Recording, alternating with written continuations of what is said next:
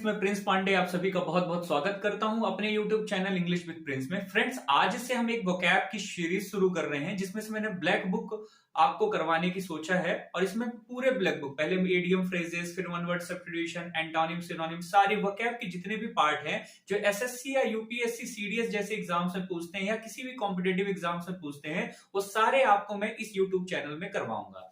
तो अभी हम ब्लैक बुक शुरू कर रहे हैं। ब्लैक बुक जैसे ही खत्म होगी उसके बाद हम वर्ड पावर मेड इजी, उसके बाद पूरे प्रीवियस ईयर क्वेश्चन ट्रिक के साथ आप सिर्फ वीडियो सुनेंगे और आपको चीजें याद हो जाएंगी। तो इस चैनल को आप ज्यादा से ज्यादा शेयर करिएगा, चैनल को सब्सक्राइब करिएगा, वीडियो को शेयर करिएगा और आगे अपकमिंग जो वीडियोस है मैं आपको डिटेल देता रहूंगा। तो ये ब्लैक बुक अभी हम पढ़ने जा रहे हैं, कुछ वर्ड्स इसके जिसको ट्रिक के साथ मैं याद करवाने का प्रयास करूंगा आपको।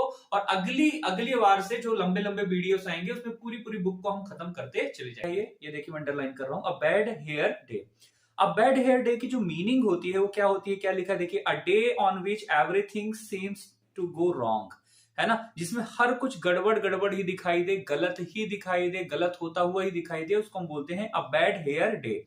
इसकी हिंदी में मीनिंग क्या होती है आप देख पा रहे हैं, मनहूस दिन। क्या होती है? मनहूस दिन। इसको याद कैसे कर सकते हैं आप?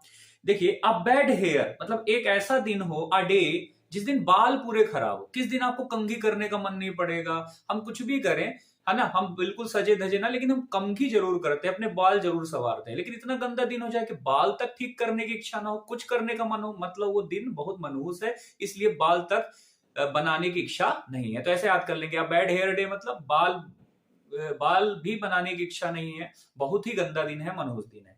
ठीक है ना। नेक्स्ट है जो इडियम है आपके पास, वो है a bad patch. A bad patch, है ना, इसकी मीनिंग होती है इंग्लिश में अ पीरियड ऑफ डिफिकल्टी। जो कठिनाई का दौर है, कठिनाई का जो समय है, उसी को हम बोलते हैं अ बैड पैच। इसी को हिंदी में हम बोलते हैं कठिनाई का दौर। इसको हम याद कैसे कर सकते हैं आप देखिएगा, अ बैड पैच का मतलब क्या होता है कि अ बैड मतलब क्या होता है, गंदा, पैच मतलब होता है ठिगना। क्लियर? पैच मींस क्या होता है, जो पैच लिखा है इस पैच का मतलब क्या होता है, ठिगना। एक तो ठिगना लगा है, जैसे मेरी एक शर्ट है, इसमें मैं ठिगना लगा लूं और ठिगना भी बहुत गंदा दिखे, वो ठिगना भी बैड हो जाए, तो इसका मतलब है कि ठिगना भी बहुत गंदा है, मतलब सर बहुत ही कठिनाई का समय है, बहुत बुरी स्थिति है, तब हम ठिगने में भी बहुत गंदा ठिगना हमने लगा के रखा है। क्लियर है? बहुत गंदा ठिगना है। ठिगना मतलब जो फट उठ जाता है तो ठिगनी नहीं लगा लेते उसको। नेक्स्ट है अ बी हाइव।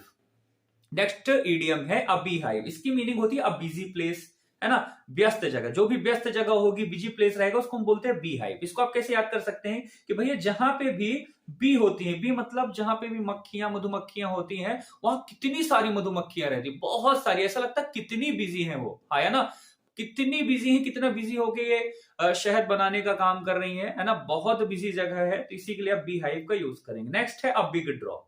नेक्स्ट जो वर्ड है आप देख पा रहे हैं, इसको मिटा देता हूं मैं। नेक्स्ट जो वर्ड है वो है बिग ड्रॉ, है ना। बिग ड्रॉ का मतलब क्या है आप समझिए, बिग ड्रॉ लिखा है, बिग ड्रॉ का मतलब होता है ह्यूज अट्रैक्शन। ह्यूज अट्रैक्शन मतलब बहुत ज्यादा अट्रैक्शन हो, उसको हम बिग ड्रॉ बोलते हैं, बहुत बड़ा आकर्षण।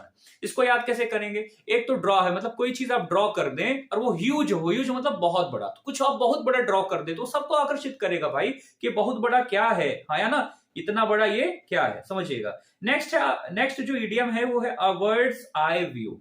क्या है फ्रेंड्स?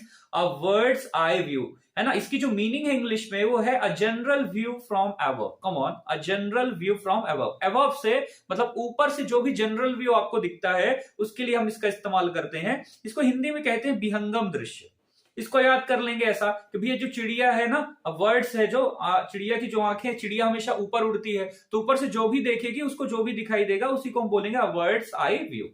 नेक्स्ट इडियम है अ ब्लू आइड बॉय, है ना।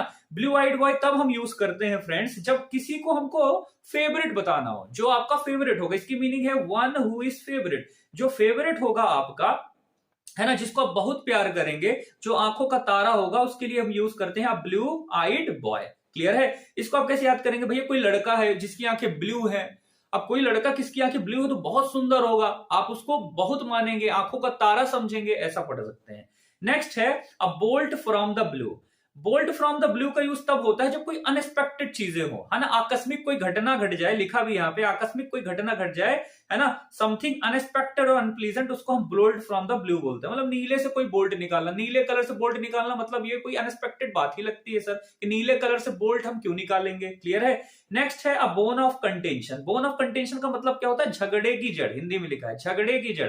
कॉज ऑफ डिस्प्यूट, जो भी झगड़ा लड़ाई हुई उसका कारण क्या है ना, उसमें क्या दिक्कत है ना, क्यों झगड़ा हुआ, इसको हम बोलते हैं बोन ऑफ कंटेंशन। नेक्स्ट है बर्निंग क्वेश्चन। ऐसा क्वेश्चन सर जो बहुत इंपॉर्टेंट हो, बहुत महत्वपूर्ण प्रश्न हो, उसको हम बोलते हैं बर्निंग क्वेश्चन। बर्न मतलब होता है आग लगाना क्वेश्चन। ऐसा क्वेश्चन जो आग लगा दे सर, जिसकी बहुत ज्यादा चाहत है, जिसकी बहुत ज्यादा इंपॉर्टेंस है ना, उसको हम बोलेंगे बर्निंग क्वेश्चन। दूसरा है अ केक वॉक। केक वॉक का मतलब केक आप समझते हैं, और केक के साथ वॉक लिखा है। जब कोई चीज बहुत इजी हो, समथिंग वेरी इजी, अगर कोई चीज बहुत ज्यादा इजी हो, कोई चीज अगर बहुत ज्यादा इजी हो, समथिंग वेरी इजी, उसके लिए हम केक वॉक का यूज करते हैं, है ना।